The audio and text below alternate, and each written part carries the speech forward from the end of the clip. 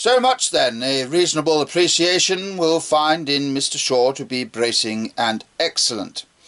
He claims to see things as they are, and some things, at any rate, he does see as they are, which the whole of our civilization does not see at all.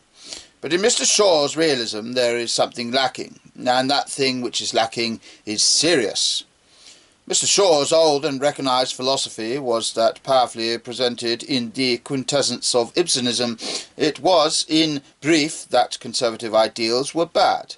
Not because they were conservative, but because they were ideals. Every ideal prevented men from judging justly the particular case.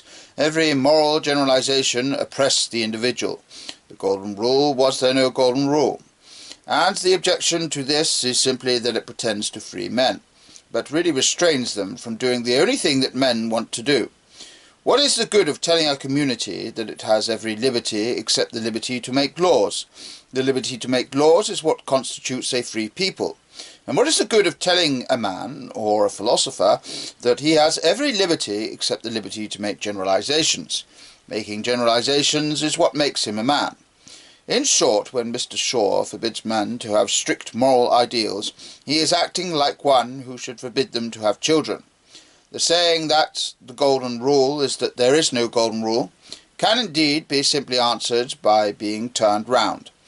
That there is no golden rule is itself a golden rule, or rather it is much worse than a golden rule.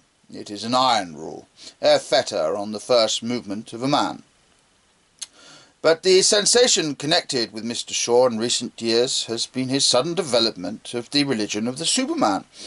He who had to all appearance mocked at the face in the forgotten past discovered a new god in the unimaginable future.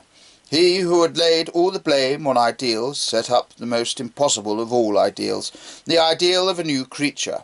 But the truth, nevertheless, is that anyone who knows Mr. Shaw's mind adequately and admires it properly must have guessed all this long ago.